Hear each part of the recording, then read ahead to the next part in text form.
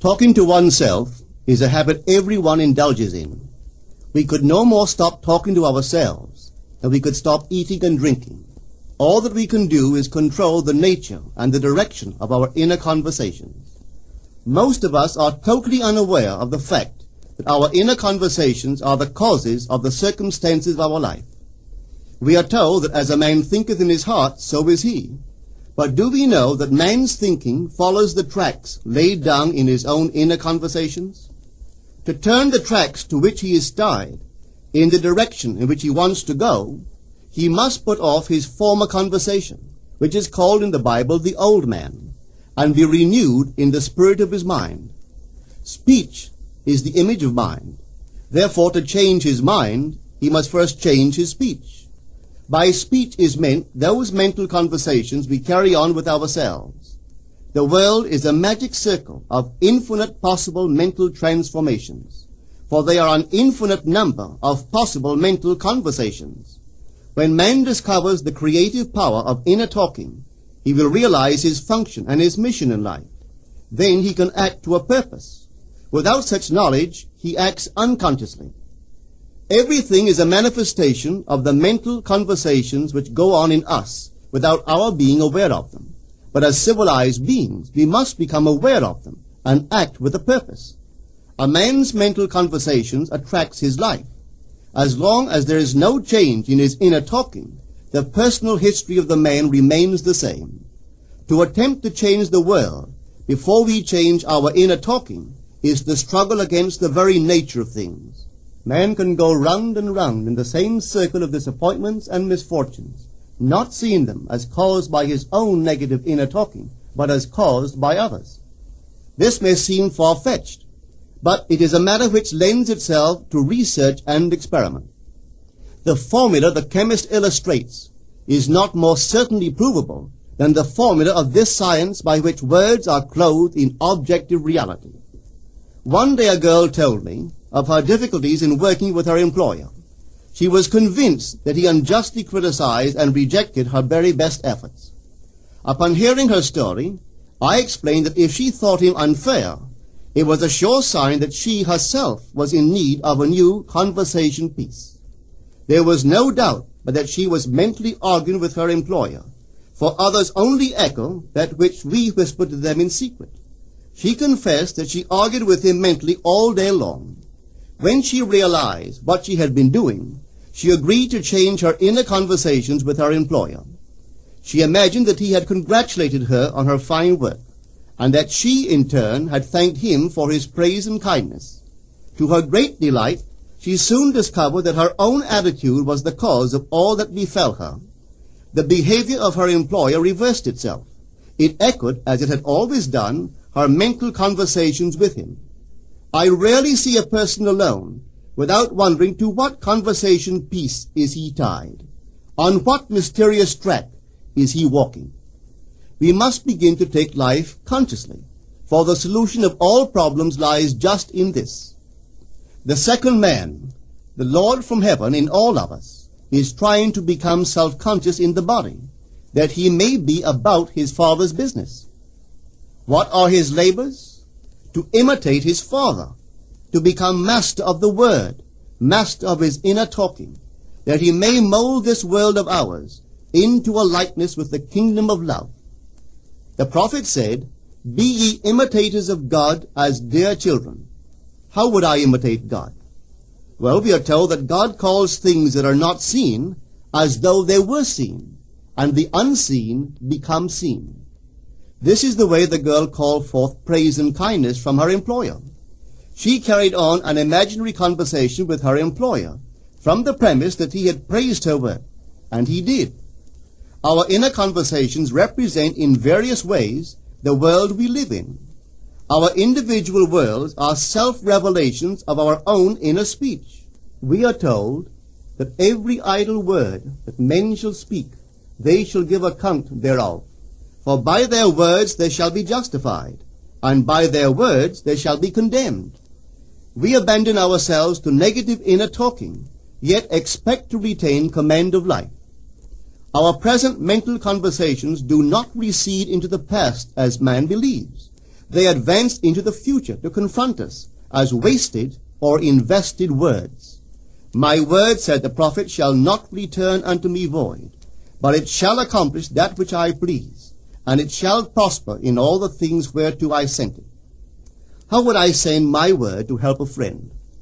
I would imagine that I am hearing his voice, that he is physically present, that my hand is on him.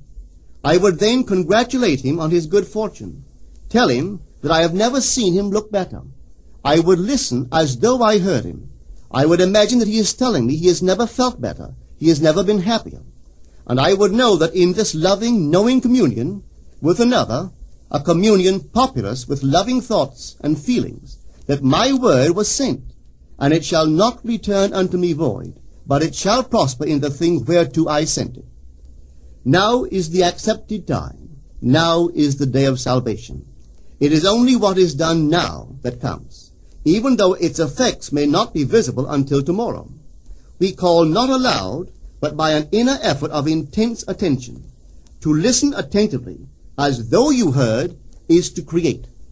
The events and relationships of life are your word made visible. Most of us rob others of their willingness and their ability to be kind and generous by our fixed attitudes towards them. Our attitudes unfold within us in the form of mental conversations. Inner talking from premises of fulfilled desire is the way to consciously create circumstances. Our inner conversations are perpetually outpictured all around us in happenings. Therefore, what we desire to see and hear without, we must see and hear within, for the whole manifested world goes to show us what use we have made of the word. If you practice this art of controlled inner speaking, you too will know what a thrill it is to be able to say, and now I have told you before it come to pass, that when it is come to pass, ye might believe. You will be able to consciously use your imagination to transform and channel the immense creative energies of your inner speech from the mental, emotional level to the physical level. And I do not know what limits, if any, there are to such a process. What is your aim? Does your inner talking match it? It must, you know. If you would realize your aim, for as the prophet asked, can two walk together except they be agreed? And of course the answer is no, they cannot. The two who must agree are your inner conversation and the state desired. That is, what you desire to see and hear without, you must see and hear within. Every stage of man's progress is made by the conscious exercise of his imagination, matching his inner speech to his fulfilled desire. As we control our inner talking, matching it to our fulfilled desires, we can lay aside all other processes. Then we simply act by clear imagination and intention. We imagine the wish fulfilled and carry on mental conversations from that premise. The right inner speech is the speech that would be yours were you to realize your ideal. In other words, it is the speech of fulfilled desire. Now you will understand how wise the ancient was when he told us in the Hermetica, there are two gifts which God has bestowed upon man alone, and on no other mortal creature. These two are mind and speech, and the gift of mind and speech is equivalent to that of immortality. If a man uses these two gifts rightly, he will differ in nothing from the immortals. And when he quits his body, mind and speech will be his guides, and by them he will be brought into the troop of the gods and the souls that have attained to bliss. With the gift of mind and speech, you create the conditions and circumstances of life. In the beginning was the Word, and the Word was with God, and the Word was God. The Word, said Hermes, is Son, and mind is Father of the Word. They are not separate one from the other, for life is the union of word and mind. You and your inner talking, or word, are one. If your mind is one with your inner conversation, then to be transformed in mind is to be transformed in conversation. It was a flash of the deepest insight that taught Paul to write, put off the former conversation, the old man, which is corrupt, and be renewed in the spirit of your mind. Put on the new man. Put on the new man, and be renewed in the spirit of your mind, is to change your inner conversation, for speech and mind are one. A change of speech is a change of mind. The prophet Samuel said, "The Lord spake by me, and his word was in my tongue." If the Lord's word was in the prophet's tongue, then the Lord's mouth that uttered the word must be the prophet's mind. For inner conversations originate in the mind and produce little tiny speech movements in the tongue. The prophet is telling us that the mouth of God is the mind of man, that our inner conversations are the word of God, creating life about us as we create it within ourselves. In the Bible you are told that the word is very near to you, in your mouth and in your heart, that you may do it.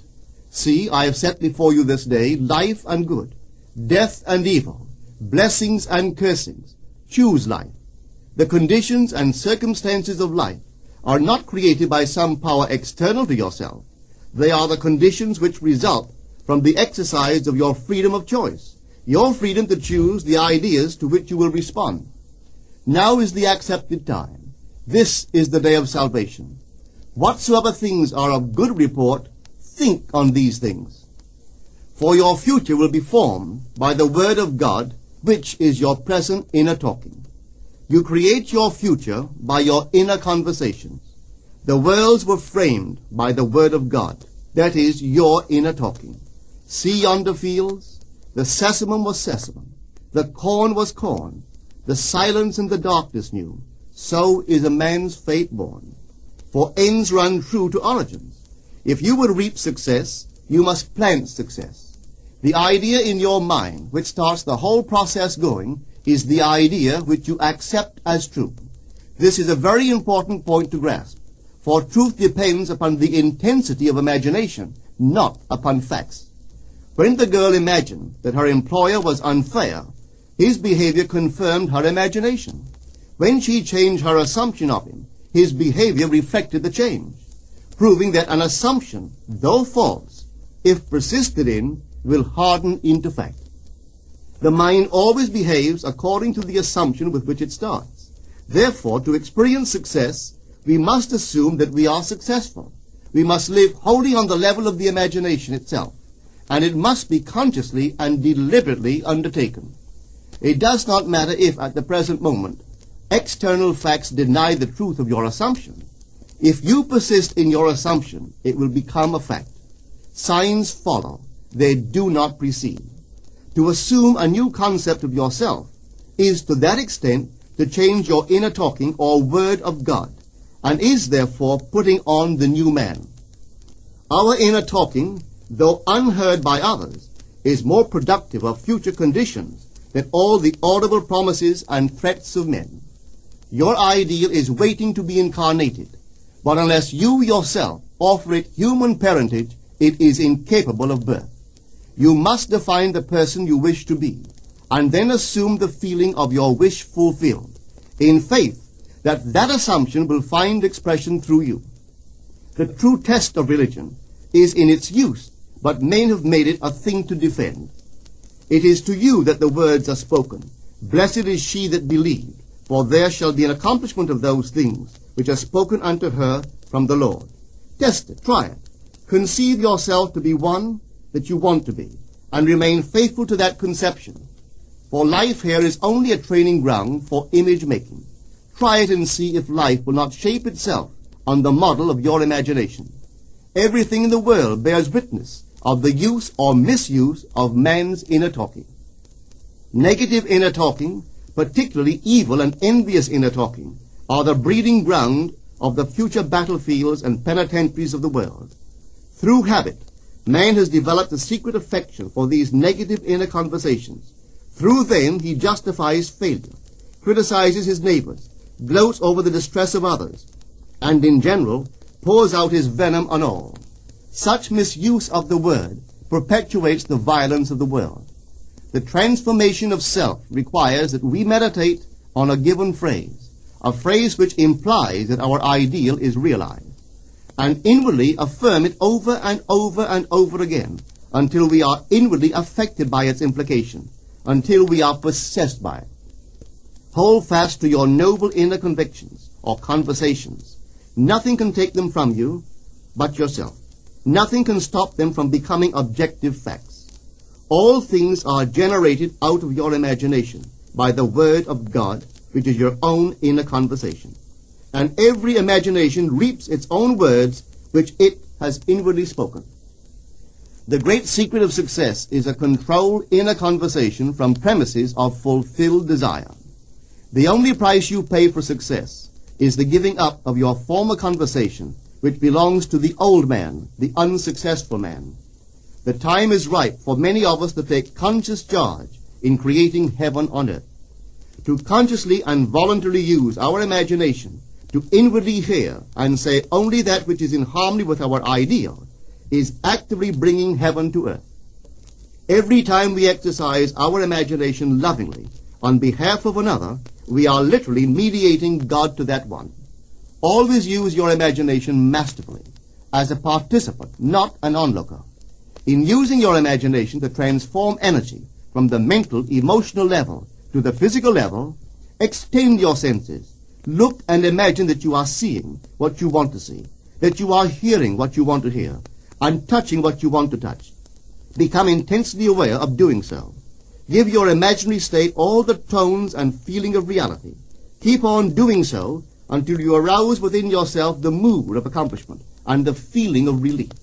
This is the active, voluntary use of the imagination, as distinguished from the passive, involuntary acceptance of appearances.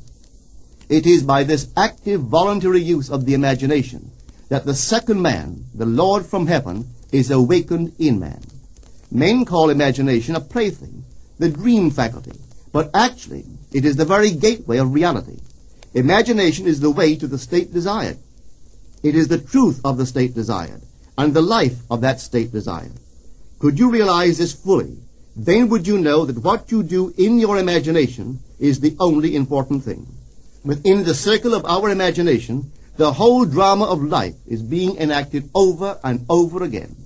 Through the bold and active use of the imagination, we can stretch out our hand and touch a friend 10,000 miles away and bring health and wealth to the parched lips of his being.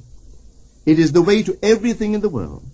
How else could we function beyond our fleshly limitations? But imagination demands of us a fuller living of our dreams in the present. Through the portals of the present, the whole of time must pass. Imagine elsewhere as here, and then as now. Try it and see. You can always tell if you've succeeded in making the future dream a present fact by observing your inner talking.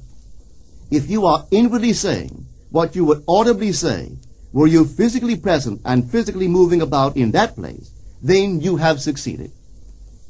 And you could prophesy it from these inner conversations and from the moods which they awaken within you, what your future will be. For one power alone makes a prophet, imagination, the divine vision. All that we meet is our word made visible, and what we do not now comprehend is related by affinity to the unrecognized forces of our own inner conversations and the moods which they arouse within us. If we do not like what is happening to us, it is a sure sign that we are in need of a change of mental diet. For man, we are told, lives not by bread alone, but by every word that proceeds from the mouth of God. And having discovered the mouth of God to be the mind of man, a mind which lives on words or inner talking, we should feed into our minds only loving, noble thoughts. For with words or inner talking we build our world. Let love's lordly hand raise your hunger and thirst to all that is noble and of good report, and let your mind starve ere you raise your hand to a cup love did not fill, or a bowl love did not bless, that you may never again have to say, "What have I said? What have I done?" O all-powerful human word.